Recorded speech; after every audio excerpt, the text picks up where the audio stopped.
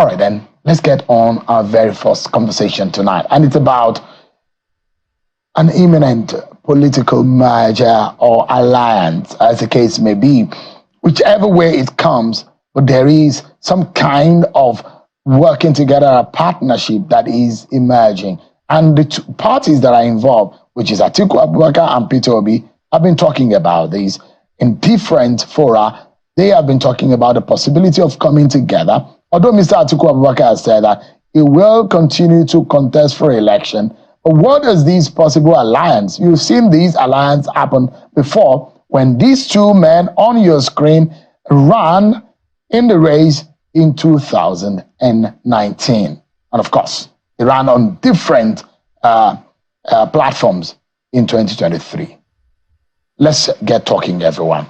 I'm being joined by the spokesperson of the p0w media, Alhaji Yunusa Tanko, who joins us live here in our Abuja studio. Thank you so much indeed for joining us. Thank you very much for having me, Sean. So, Good evening, Nigerians. Can you give us clarity? What is on the mind of Mr. Obi? Does he want to run as a vice presidential candidate alongside Mr. Atiku Abubakar, who says he's going to run again as long as his energy and power permit him? What exactly is on the minds of Mr. And he Atiku? also said that he'll be willing to support Peter Obi if the party supports a southern candidate.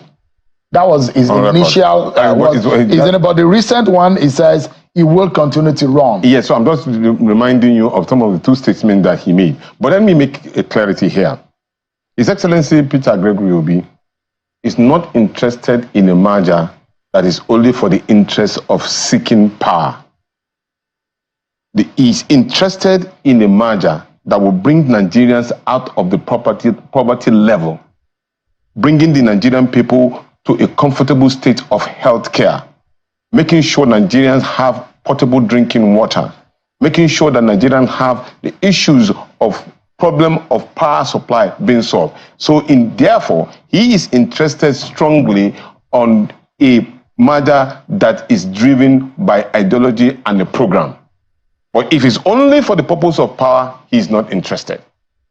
So therefore, as we speak, I am so surprised. I thought I was so pessimistic as regard to the issue of taking people out of poverty, being my antecedent, working with Ghani against poverty and all.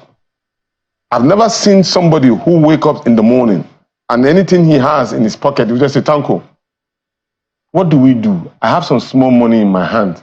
Can we invest it in the area of bringing those children that he visited in the north out of this particular quagmire of Western education? Can we invest in them?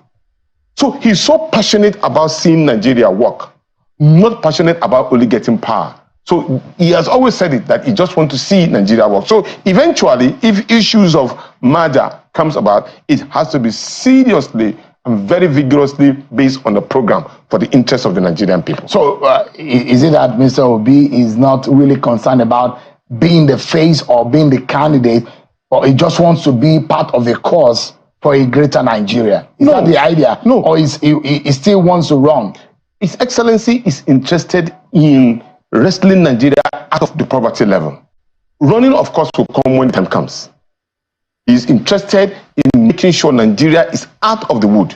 So therefore, he's reaching out to those who have similar ideology, believing in the emancipation of Nigerians out of that particular poverty line. That is the reason why he has to reach out to those of some of his former colleagues, some of the former Vice President of the Federal Republic of Nigeria. So if we put the issues of running first, not taking care of the Nigerian state as a country, then we're making a fundamental mistake. So he's more interested in making sure that Nigeria works at the moment now. That is his first priority.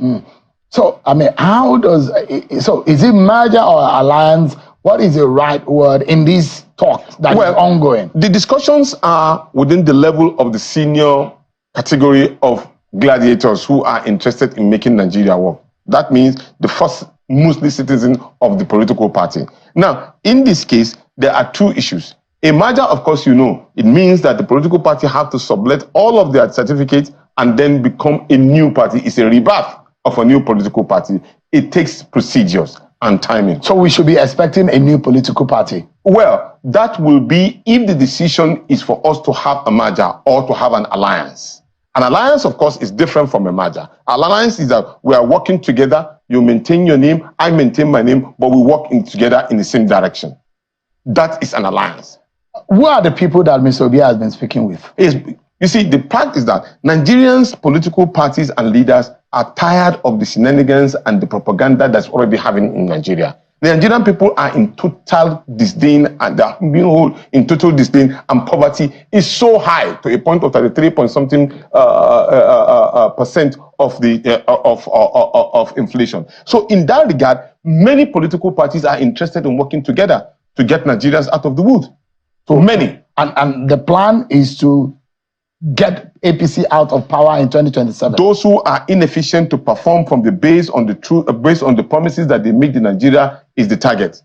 It's not about APC as a political party, but anybody that is not interested in moving Nigeria forward should be out of this particular We've seen the meeting, pictures emerging from meeting with Mr. Atiku Abubakar, meetings with Bukola Saraki. Correct. Meetings with former governor of Jigawa State. Yes. Who are the other people that Mr. Obi had met? There are people that he has met, captains of industries, technocrats, students, political gladiators. No, we're talking about the, you at that echelon, which you say that the top gladiators are those whom he's meeting right now, that are talking about. Who are these other people? We know the ones that we do know are the ones I've mentioned, yes. But you are always with him. Yes. Who are the other ones that... there are quite a number of them, and there's quite a number of them that have been reached out to, and they are going to be reached out to. Like, for example, the engineer Rabi Musa Kwankwaso, who also is a big political gladiator. Of course, they'll be meeting with him. They'll be meeting with different individuals. Some of the political parties like the SDP, the ADC,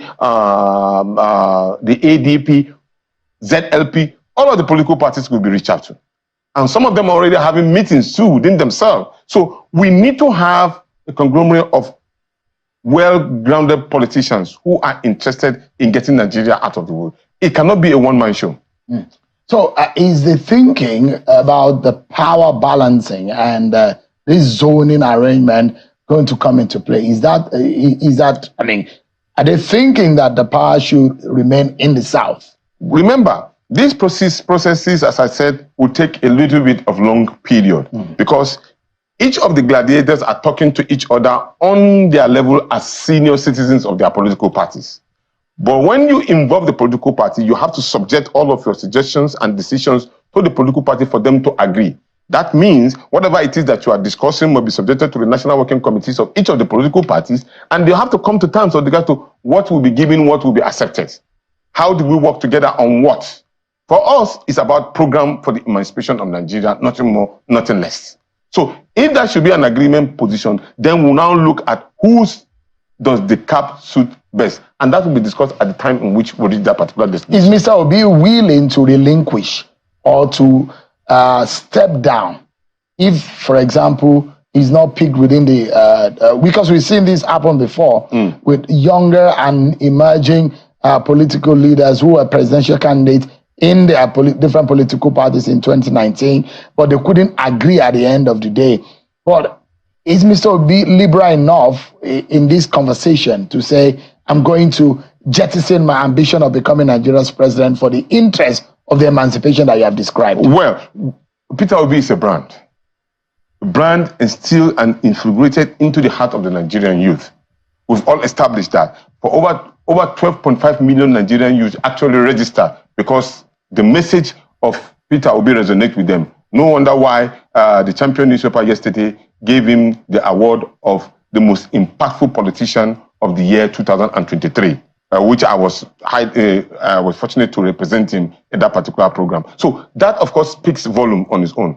And he has also said that he's not interested in, he's not desperate to be president of the Federal Republic of Nigeria, but he's desperate to see Nigeria work. So at the table where these particular issues will be discussed when the time comes, these decisions and these particular qualities of the individuals and the capacity of individuals will be put on the table. Then it will be left for whoever a decision that will say, okay, this particular person qualified to lead us in this particular struggle, and is willing to abide by that. Let's imagine and pray that it does happen. Yes. If Nigeria becomes better in the next 1 year, Yeah. and which is the prayer and the vision of Mr. p0w, Yes.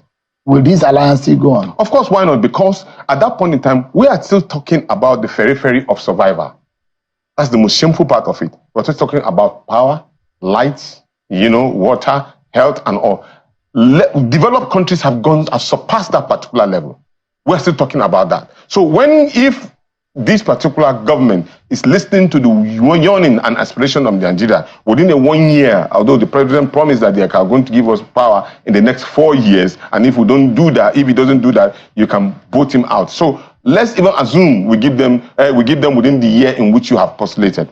Now, it will be very, very clear that the Nigerian people can't decide and suggest that, look, we have to step up our game.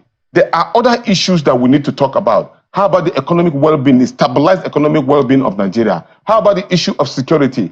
Then we will look at other needful things that Nigerians need to be in the highest position of the Community of Nations. So in that regard, the alliance will hold because we need a Nigeria that is well respected in and out of the country. Not this particular Nigeria that will be struggling to get to his village, struggling to get to a village where water is not there, where power supply is not there, where health facility is not there. Those who have been the periphery. So for us, it's about upping the game and making Nigeria a better country that is well respected among Community of Nations. So more of this particular alliance and work will still have to come in.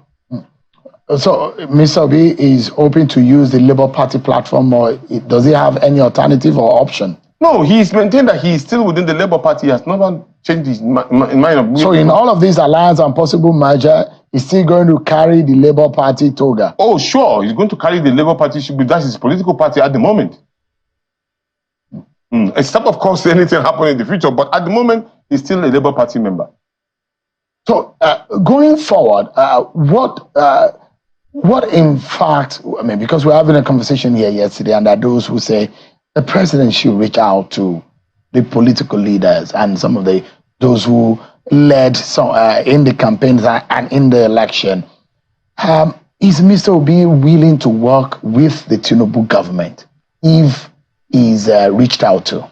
I don't know why they are not taking even the free consultancy that he's already been given. You don't need to be close to somebody before he can be working with you.